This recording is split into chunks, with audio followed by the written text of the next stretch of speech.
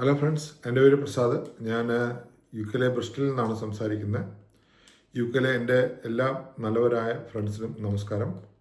ഈ video specially land ലോഡ്സിന് വേണ്ടിയിട്ടാണ്, U കെയിലുള്ള land ലോഡ്സിന് വേണ്ടിയിട്ടാണ്. കഴിഞ്ഞ പ്രാവശ്യം ഞാൻ ഇതുപോലൊരു ലാൻഡ് ലോഡ്സിന് വേണ്ടിയിട്ട് തന്നെ ഒരു വീഡിയോ ഉണ്ടാക്കിയായിരുന്നു. ആ വീഡിയോ കണ്ടിട്ട് ബർമിംഗ്ഹാം, മാഞ്ചസ്റ്റർ അങ്ങനെയുള്ള യു കെയിലുള്ള ഒന്ന് രണ്ട് ലാൻഡ് ലോഡ്സ് എന്നെ ഫോൺ വിളിക്കുകയും അവരുടെ വീടിൻ്റെ പേപ്പർ വർക്ക് ചെയ്തു തരണമെന്ന് ആവശ്യപ്പെടുകയും അതനുസരിച്ച് ഞാൻ ചെയ്തു കൊടുക്കുകയും ചെയ്തിട്ടുണ്ട്. അതുകൊണ്ടാണ് ഈ ഒരു വീഡിയോ കൂടെ ഞാൻ അതിനെ പറ്റി പറയാൻ ഉദ്ദേശിക്കുന്നത്. സാധാരണ രീതിയിൽ നമുക്ക് ഈ പേപ്പർ വർക്ക് വളരെ ഇമ്പോർട്ടൻ്റ് ആണ്. എല്ലാ ലാൻഡ് ലോഡ്സും അല്ല, ചില ലാൻഡ് ലോഡ്സ് വിചാരിക്കും നമുക്ക് മലയാളിയുടെ വീട് കൊടുത്തു കഴിഞ്ഞാൽ എല്ലാം ഓക്കെയാണ്, ഒരു പ്രശ്നവുമില്ല, അവിടുന്ന് പ്രത്യേകിച്ച് പേപ്പർ വർക്കിൻ്റെ ആവശ്യമില്ല, ഒന്നുമില്ല. നിങ്ങളൊരു കാര്യം മനസ്സിലാക്കണം, അത് വളരെ തെറ്റായ ധാരണയാണ്. ഞാൻ എൻ്റെ ഒരു അനുഭവത്തിൽ കൂടെ തന്നെ പറയാം. ഇത് ഏകദേശം ഒരു 12 വർഷം മുമ്പാണെന്ന് തോന്നുന്നു. ഞാനൊരു വീട് റെൻറ്റിന് കൊടുത്തിരുന്നു. അത് മലയാളിക്കല്ലായിരുന്നു. ആ സമയത്ത് മലയാളികളൊന്നും അധികം വന്നിട്ടില്ലല്ലോ. അപ്പം അങ്ങനെ കൊടുത്ത് ഇരുന്ന സമയത്ത് ഒരു ഇൻസിഡൻറ്റ് ഉണ്ടായത് എന്നാന്ന് വെച്ച് കഴിഞ്ഞാൽ, ഒരു 8 വയസ്സുള്ള ഒരു കൊച്ച് ലിവിങ് റൂമിലെ ഗ്യാസിൻ്റെ എന്തോ ഒരു സംഭവം വലിച്ചു പൊട്ടിക്കുകയോ വലിച്ചു പറിക്കുകയോ അതെന്ത് ചെയ്തു. അതനുസരിച്ച് ഗ്യാസ് ലീക്കായി. അപ്പം അത് പേരൻസ് അന്നേരം 11 എമർജൻസി വിളിക്കുകയും അവിടെ ഫയർഫോഴ്സും പോലീസും എല്ലാം വന്നിരിക്കുകയും രാത്രി 10-11 ആയപ്പോഴത്തേക്ക് എനിക്ക് പോലീസിൻ്റെ ഫോൺ വരികയും ഞാൻ അവിടെ ഇമർജൻസി ആയിട്ട് അവിടെ ചെല്ലുകയും ചെയ്യേണ്ടി ചെന്നു. അത് കഴിഞ്ഞ് എല്ലാം അവർ സോർട്ട് ഔട്ട് ചെയ്ത്, എമർജൻസി രീതിയിലെല്ലാം സോർട്ട് ഔട്ട് ചെയ്ത് കഴിഞ്ഞു. പിറ്റേ ദിവസം പോലീസ് സ്റ്റേഷനിൽ എനിക്ക് എല്ലാ പേപ്പറും ഡോക്യുമെൻറ്റുമായിട്ട് ചെല്ലാനാണ് പറഞ്ഞത്. അപ്പോൾ ഞാൻ അവിടെ കൊണ്ടു ചെന്ന് കഴിഞ്ഞപ്പോൾ അവരാദ്യമേ ഈ ഗ്യാസ് സർട്ടിഫിക്കറ്റും സേഫ്റ്റി സർട്ടിഫിക്കറ്റും, അന്ന് 10-12 വർഷങ്ങൾക്ക് മുമ്പ് അത്രയും സ്ട്രിക്റ്റ് അല്ലായിരുന്നു. ഇപ്പോൾ വളരെയധികം സ്ട്രിക്റ്റാണ് കാര്യങ്ങൾ. പോലീസ് സ്റ്റേഷനിൽ ഞാൻ ഈ പേപ്പർ വർക്കെല്ലാം ഹാജരാക്കി എല്ലാം അവർ ഓക്കെ ആക്കിയിട്ടാണ് അവിടുന്ന് എന്നെ പറഞ്ഞു വിട്ടത്. അപ്പം നമ്മൾ വിചാരിക്കണം, മലയാളികൾക്ക് കൊടുത്തുകൊണ്ട് യാതൊരു പ്രശ്നവും ഇല്ല എന്ന് നമ്മൾ ചിന്തിക്കരുത്, എന്തും സംഭവിക്കാം.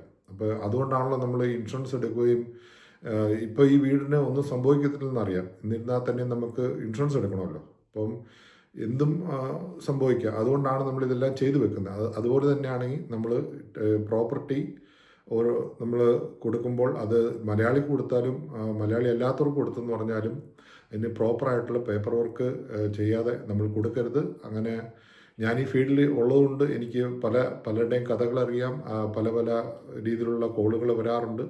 അപ്പോൾ അതുകൊണ്ട് തന്നെയാണ് ഞാൻ പറയുന്നത്, എപ്പോഴും മലയാളി കുഴപ്പമില്ലെങ്കിൽ തന്നെയും ഏതെല്ലാം രീതിയിൽ, ഇപ്പോൾ ഇലക്ട്രിക്കൽ ഷോർട്ട് സർക്യൂട്ട് അങ്ങനെയുള്ള കാര്യം കൊണ്ട് പല വീടുകൾ കത്തിപ്പോകുന്നുണ്ട് അല്ലേ.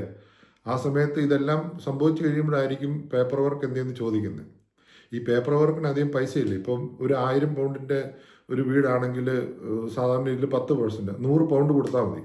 അപ്പോൾ ഈ 100 പൗണ്ടിന് വേണ്ടിയിട്ട് നമ്മൾ വിളിച്ചു വരുത്തുന്ന 10,000 കണക്കിന് പൗണ്ടിൻ്റെ വലിയ ബില്ലുകളെ ആയിരിക്കും. നമ്മൾ ഈ പേപ്പർ വർക്ക് പ്രോപ്പറായിട്ട് ചെയ്തില്ലെങ്കിൽ നമുക്ക് ഭാവിയിൽ അത് വളരെയധികം ദൂഷ്യം ചെയ്യും.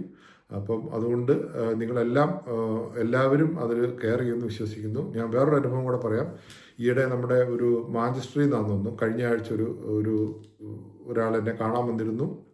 അപ്പം അദ്ദേഹം പറഞ്ഞ പുള്ളി ഒരു 5-6 വീട് ഒക്കെ ഉള്ളതാണ്. അപ്പോൾ നന്നായിട്ടെല്ലാം മാനേജ് ചെയ്യുന്ന ആളാണ്. അപ്പോൾ പുള്ളി അവരെ ഇറക്കി വിടേണ്ട ഒരു സാഹചര്യം വന്നു, മലയാളികളെ. അവർ ഇറങ്ങിപ്പോകുന്നില്ല. അപ്പോൾ അതിന് സോളിസിറ്ററെ സമീപിച്ചു. അപ്പോൾ സോളിസിറ്റർ അവർക്കൊരു ചെക്ക് ലിസ്റ്റ് കൊടുത്തു, ഇന്ന ഡോക്യുമെൻ്റ് സബ്മിറ്റ് ചെയ്തതിൻ്റെ ചെക്ക് ലിസ്റ്റ്. അപ്പോൾ അദ്ദേഹം ആ ചെക്ക് ലിസ്റ്റുമായിട്ടാണ് എൻ്റെ അടുത്ത് വന്നത്. അപ്പോൾ അതിൽ 1-2 കാര്യങ്ങൾ ചെയ്തിട്ടില്ലായിരുന്നു. അപ്പോൾ നമ്മൾ ആ ചെക്ക് ലിസ്റ്റ് പ്രകാരം, അതായത് വളരെയധികം ഇതിനെക്കുറിച്ച് അറിയാമെന്ന് പറയുന്ന ആളുടെ അവസ്ഥയാണ് ഈ പറയുന്നത്. അപ്പോൾ അത് എന്തുകൊണ്ട് പുള്ളിക്ക് അറിയത്തില്ലെന്ന് പറഞ്ഞു കഴിഞ്ഞാൽ, അത് റീസെൻ്റ്ലി അതിൻ്റെ കാര്യങ്ങൾ പേപ്പർ വർക്ക് മാറിയതാണ്. അപ്പോൾ അതുകൊണ്ട് അത് അറിഞ്ഞിരിക്കണമെന്നില്ല, ഈ ഫീൽഡിലുള്ളവർക്ക് അത് അറിയാൻ പറ്റുള്ളൂ.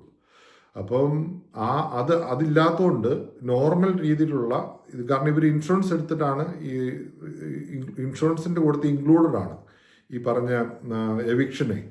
അപ്പോൾ അതുകൊണ്ട് ആ ഇൻഷുറൻസ് എടുത്ത് അവർ പറഞ്ഞത് അവർക്ക് കോടതി കൊണ്ടുപോകാൻ പറ്റത്തില്ലെന്ന് പറഞ്ഞു. അപ്പം നമ്മൾ പേപ്പർ വർക്ക് കറക്റ്റ് അല്ലെങ്കിൽ നമുക്ക് കോടതിയിൽ പോലും പോകാൻ പറ്റത്തില്ല. അത് നമ്മൾ ആദ്യം മനസ്സിലാക്കുക. പിന്നെ അല്ലെങ്കിൽ നമ്മൾ എവിക്ഷൻ സ്പെഷ്യലിസ്റ്റിനെ ഒക്കെ കൊടുത്ത് അവർക്ക് കുറഞ്ഞത് ഒരു 10-15,000 കൂടുതൽ പൈസ ആവും. നമുക്ക് ചെയ്യേണ്ടത് വെറും 100-150 പൗണ്ടിൻ്റെ പേപ്പർ വർക്കായിരിക്കും, അത്ര എക്സ്പെൻസ് ഉള്ളൂ. പക്ഷേ നമുക്ക് പണി വന്നു കഴിഞ്ഞാൽ നല്ല രീതിയിൽ ഇത് വരും. പല ലാൻഡ് ലോഡ്സിനും ഈ പറഞ്ഞ പോലെ കൗൺസിൽ പെനാൽറ്റി അടിക്കാറുണ്ട്. അപ്പം ഇതെല്ലാം നിങ്ങളുടെ ഒരു അറിവിലേക്ക് ഞാൻ ഷെയർ ചെയ്യുന്നു. പല വീഡിയോകളും ഞാൻ ചെയ്യുന്നത് അത് പ്രയോജനപ്പെട്ടിട്ടുണ്ട് എന്ന് എന്നോട് പറയുന്നതുകൊണ്ടാണ് ഞാൻ വീണ്ടും വീണ്ടും വീഡിയോ ചെയ്യുന്നത്. അതുകൊണ്ട് എല്ലാം ഇതൊരു ലാൻഡ് ലോഡ്സ്, UK-യിലുള്ള എല്ലാ ലാൻഡ് ലോഡ്സും ഇതൊരു താക്കീതായിട്ട് എടുത്തുകൊണ്ട് പേപ്പർ വർക്കുകൾ എല്ലാം കറക്റ്റായിട്ട് ഒന്നെങ്കിൽ ഏജൻസിയോ ആരെങ്കിലും ഇപ്പം കൊടുത്ത് ചെയ്യിപ്പിക്കണമെന്ന് അഭ്യർത്ഥിക്കുന്നു.